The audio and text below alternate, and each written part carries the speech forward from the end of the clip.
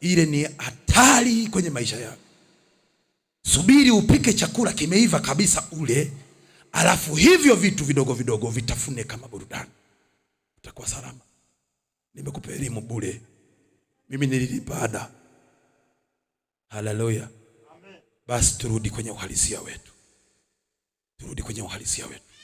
Somo linasema namna ya kurejea kwenye uhalisia wetu. Tumeanza hapo. Nitakimbia maana muda hamna. Muda hamna. Mwembe lile kesa.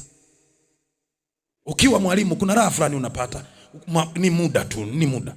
Lakini kwaya zisipoimba. Kwa mfano kuna kwaya hapa kidogo zisiimbe, nafikiri wale kuja na flash. Hawakuweka nyimbo kwenye simu. Wekeni na kwenye simu na kwenye flash. Nyinyi mkakariri kwenu, mkichomeka tu flash pale, wimbo mnaudaka haraka haraka. Tofauti ikichombo na chenye kina namna yake. Mnacho hiki nyinyi kwenu. Kwa hiyo na chenye ukichomeka kina mifumo yake. Hakiwi hivyo. Nimeshaona mtu anasema play kwenye kompyuta, afanza play wimbo wa 5. Kompyuta haisome, haipangi hivyo. Ile inapanga kufuata alfabeti.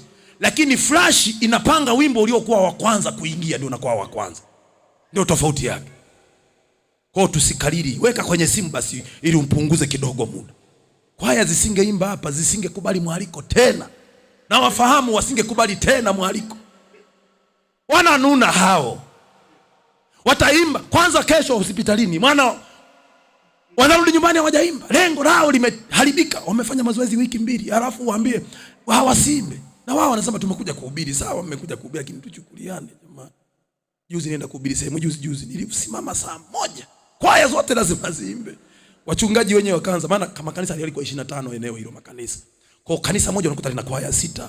Kwaya kwa wachungaji wakashituka hapa. Kwaya mimi ziko 6. Wachungaji kila mtu anainuka mmoja mmoja anasema mimi kwangu kwaya zote ziungane iwe moja. Kuepusha nini? Lakini hawezi kuzungumza mchungaji mwenyeji ili iweje? Bikusira hapa. Aseme baba yao ndio inakuwa nafuu kidogo. Asili ya mwanadamu au namna ya kurejea kwenye uhalisia wetu. Uhalisia wetu sisi ni mwanadamu. Uhalisia wetu sisi ni mwanadamu. Mungu mwanzo kabisa hakumuumba mwanadamu, alimuumba mtu. Neno mwanadamu limetoka wapi? Haleluya. Tuanze. Mwanzo 1:1. Mwanzo 1:1. Natamani sana usikilize ili unielewe, kwa sababu kuna vitu vichache vidogo sana lakini hivyo vinaweza vikakufanya ushindwe kuelewa Biblia. Mwanzo 1:1. Biblia inasema hiyo. Hapo mwanzo Mungu aliziumba mbingu na nchi. Vipi kaneno hapo? Kawaida. Lakini kila nitakayemwambia humu nipe tafsiri ya hilo neno, hawezi kujua. Sio dogo. Nimeitafuta neno hilo ndani ya wiki 2 na kuja kupata jibu usiku. Nini maana neno hilo? Hilo neno sio la ovyo. Hapo mwanzo Mungu aliziumba mbingu na nchi. Biblia iliyoandikwa hivyo ni Biblia original. Ukitoka nje ya Biblia hii tunayoisoma, haijaandikwa hivyo. Imeandikwa hivi: hapo mwanzo Mungu aliumba mbingu na dunia. Hiyo sio yenyewe. Kisoma hiyo inakupoteza. Na hiyo mimi nakwambia, hiyo wanasema Kiswahili cha kisasa. Hiyo wanasema tafsiri ya Biblia. Bora waite hivyo, lakini kuna watu wanaitumia kama Biblia. Zile uzisome kama tafsiri, usisome kama Biblia. Unielewe. Uzisome kama tafsiri ya Biblia. Hapo mwanzo Mungu aliziumba mbingu na nchi. Aliziumba mbingu na nchi. Hasemi aliumba mbingu na nchi. Ufunuo sura 21 mstari wa 1. Biblia inasema hivi: kisha nikaona mbingu mpya na nchi mpya. Kwa maana mbingu za kwanza, wingi, za kwanza na nchi ya kwanza vimekwisha kupita, hapana bahari tena. Sasa unaanza kujiuliza, mbingu za kwanza. Kuna anasema Mungu aliziumba wingi. Kwa nini wingi? Leo siku gani? Jumapili. Kuna watu wanatangaza jina la Yesu pale. Sisi tunatangaza jina la Yesu hapa. Wengine wanatangaza jina la Yesu kule. Zile ndio mbingu na ndio wingi uliowekwa hapo. Sasa mbingu ni nini na nchi ni nini? Nataka nikutafsirie. Mbingu kihalisia ni Mungu, sawa? Je, Mungu anapita na wakati? Mungu alikuweko, yupo, ataendelea kupita.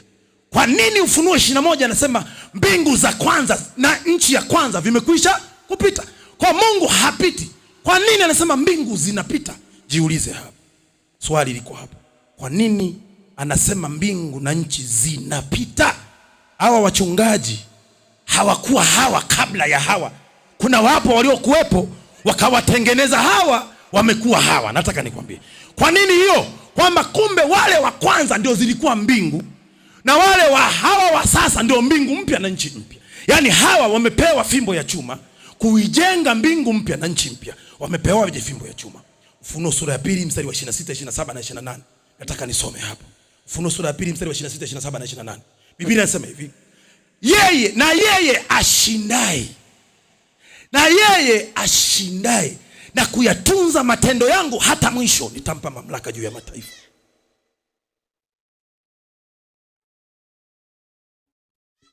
Namtanguliza nyumbani.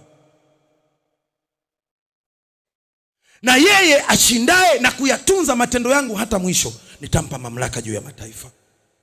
27 anasema, naye atawachunga kwa fimbo ya chuma kama vyombo vya mfinyanzi vipondwavyo, kama mimi nami nilivyopokea kutoka kwa Baba yangu. 28 anasema, nami nitampa ile nyota ya asubuhi. Akisema ile, anamaanisha Lucifer alikuwa ni malaika mbeba mwanga. Lucifer ndio nyota ya kwanza ya asubuhi kutamkwa. Lucifer alikuwa ni nyota au mbeba mwanga au nyota ya alfajiri. Lucifer. Unajua Lucifer sio tunayemkimbia sisi, ni yule aliyemharibu Lucifer.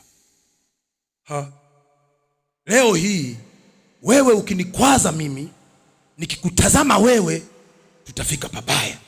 Kumbe ni mtazame shetani aliyeharibu mahusiano, anayetaka kuharibu mahusiano yetu, yani yangu na yako. Huyo ndio adui. Adui ametoka wapi? Adui ametoka wapi? Tumesema Mungu ni nani? Tumesema Mungu ni muumbaji. Tumesema kule kwamba Isaya anatabiri atazaliwa mtoto, ataitwa Emmanuel. Jina lake maana yake nini? Maana yake Mungu pamoja na sisi. Utabiri wake ukatimia kwenye Isaya 9:6. Anasema sasa amezaliwa mtoto mwanaume, na uweza wa kifarume utakuwa begani mwake. Jina lake ataitwa nani? Mungu mwenye nguvu. Farume wa ajabu. Umeona majina hayo sasa? Lakini jina lililobeba majina yote hizo sifa, nimesema hayo majina ni sifa za huyu Mungu. Na huyu Mungu ni nani? Mungu ni muumbaji. Ndio full stop. Yaani popote ukiuliza sema tu Mungu ni muumbaji. Sasa huyu Mungu muumbaji ndio aliyeumba kila kitu. Takataka zote, uzuri wote Mungu ameumba. Sisi tunasema Mungu ameumba kizuri tu. Hapana, Mungu ameumba na kibaya. Kwa nini ameweka kibaya? Ili mwanadamu huyu apambane, aseme nimeshinda. Umeshinda baada ya kushindana. Unashindana na nani? Unashindana na adui. Anamwambia Nuhu, ingiza wanyama wawili 7 wawe safi, wawili wawe wachafu, ingiza wawili. Wasafi ingiza 7 kwenye safina. Kwa nini? Anataka mbegu chafu iendelee kuishi na kuchipua, na mbegu nzuri iendelee kuishi na kuchipua, ili mwanadamu lisiishi tu, yani asiishi kama nyumbu. Pawepo pa kupambania imani yake. Huwezi kuonyesha ushindani hujashindana, na kushindana naye hayupo. Kwa mbegu mbaya imewekwa na Mungu na mbegu nzuri imewekwa na Mungu. Nataka nikwambie, wakati Mungu anapambana kuwatoa wa Misri kule Israeli, ipo siku nitakuja nikufundisha hiyo ile miungu 10 na kila Mungu alikuwa anafanyaje kazi. Kila Mungu aliitwaje? Wale wakina Mungu Apes, Belzebuli na miungu. Ile miungu alikuwa anaiabudu kule. Ule mto ulikuwa unaitwaje uliobadilika kuwa damu? Na ule mto ulikuwa unawafanikisha vipi hawa wana wa Misri? Kwa Mungu hajaumba kichafu. Hajamuumba mwanadamu akiwa amemuumba mwanadamu awe ibada, awe mtakatifu. Baada ya kuumbwa tu sisi tulikuwa automatic watakatifu. Na ndio maana tunasoma Biblia kwenye Ufunuo 14:12 anasema hapa ndipo penye subira watakatifu. Hao wazishikao amri za Mungu na imani ya nani? Ya Yesu Kristo. Hapa penye subira watakatifu. Mwanzo nimeanza kula asubuhi sikumalizia. Nikasema kwa nini anasema hivyo? Kiswahili kilikosa maana au neno la kuweka kwenye utakatifu, ila Kiingereza kilipata. Kwamba mwanadamu huyu kulingana na madhaifu yake, sisi tu wadhaifu. Sisi tumepandwa kwenye udongo mzuri lakini una miiba. Ukinyanyuka mwiba umekuchoma, mtoto anaumwa hospitalini, huji ibadani. Utakuwa mtakatifu wewe? Kwa sisi ili tuwe watakatifu tumtafute sana Mungu, lazima tumkaribie Mungu. Utakatifu, ibada tunasema tunaanza ibada saa 4 tunakuja saa 4 na dakika 5. Hiyo ni faulo. Kwa sababu ya mapungufu hayo, kwa Kiingereza kikaweka makundi mawili. Kundi la kwanza, huyu mwanadamu anayeitwa mtakatifu, kwa Kiswahili anaitwa saint. Saint ni mwanadamu mwenye dhambi aliyeokolewa kwa neema, anampenda Yesu kweli kweli, kama mimi na wewe. Jana hatukuja ibadani, siku za ibada za katikati hatufiki, lakini tunampenda Mungu sana, lakini tunajiita watakatifu. Ndio maana Kiingereza kisema kwa sababu ya mapungufu na udhaifu wa mwanadamu hatakiwi kuitwa mtakatifu, anaitwa saint. Huyu anayeitwa mtakatifu